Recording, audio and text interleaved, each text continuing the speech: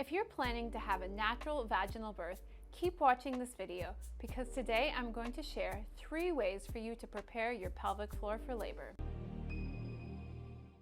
Many of the expecting mothers who come to see us at the office share with us their desire to deliver their baby vaginally. While it is important to have a strong pelvic floor in order to hold your organs and the weight of a growing baby, it is also just as important to be able to relax the pelvic floor in order for the baby to come through the birth canal with ease. The first thing to prepare your pelvic floor for labor is to do exercises that promote pelvic floor relaxation during your pregnancy. Let's first start with diaphragm breathing. The diaphragm is the roof of the core and the pelvic floor is the base. So this roof and floor, they share a similar dome shape anatomy and they work in synchrony. So when we breathe in, the diaphragm descends downwards into the abdominal cavity. Simultaneously, the pelvic floor descends and lengthens, allowing it to relax. So when you breathe out, the pelvic floor moves back into its resting position.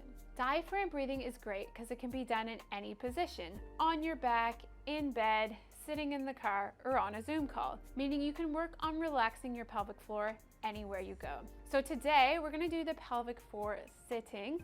So what you're gonna do is you're gonna place one hand on your diaphragm and one hand between your hips, and you're gonna breathe into your belly, feeling that the breath starts here at the belly, and then it goes all the way down into the hips. So breathe in through the nose and breathe out. Breathe in and breathe out. So just pay special attention to what your pelvic floor is doing during that diaphragm breathing. Another great exercise to achieve pelvic floor relaxation is the straddle stretch. For this exercise, you're gonna sit with your legs out and your hips are gonna be mildly internally rotated. So this internal rotation helps to lengthen the muscles on the outside of your hips and also creates opening through the sit bones. As you hold this position, the pelvic floor is lengthened. The second thing to prepare your pelvic floor for labor is to avoid postures that can create restriction in the pelvic bones. The pelvic floor muscles, they act as a sling. It's almost like a hammock that runs between the pubic bone here in the front and the tailbone in the back. So if we hold this up here, these red muscles, they are like that hammock. That's the pelvic floor. Now, if there is rotation through the pelvis in the pubic bones or sacroiliac joints, what that can do is that pulls that hammock, the pelvic floor muscles, in different directions. So it means that the pelvic floor can't fully relax. In order to minimize pelvic joint restrictions, there are some things you, pregnant mama, can avoid. So number 1 is crossing your legs. Crossing your legs can create rotation in the pelvis and allows for an uneven force distribution through the sacroiliac joints here in the back. Now, carrying a child on your hip, that can also cause restrictions. Now, we know your child loves to be held, but this can create an unevenness through the pelvis as one hip is higher and also creates restrictions through the rib cage as you're turning to face that child. So if you have to lift the little one up, make sure that you pop them on the front of the belly. Another thing to avoid is to sleep with a pillow between your knees only.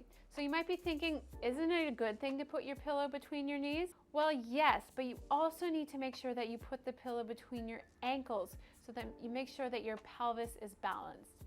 Another thing we want to avoid is sitting for too long. So in 2022, we're all guilty of it. So get up, move around, get some movement into those joints. You know, you can lean up against a chair and get some movement in through the pelvis, do your figure eights. Your pelvis is gonna thank you for those movements. And then the third thing that you can do to prepare your pelvic floor for pregnancy is to get your pelvis assessed by a chiropractor.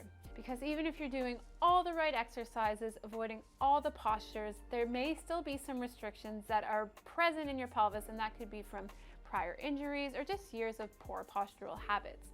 So our chiropractors at Balance for Life are trained to assess the pelvic joints and the ligaments in pregnant patients. And if we do find restrictions, we will make precise, gentle, and safe adjustments to restore proper movement and alignment to help prepare your pelvic floor for labor.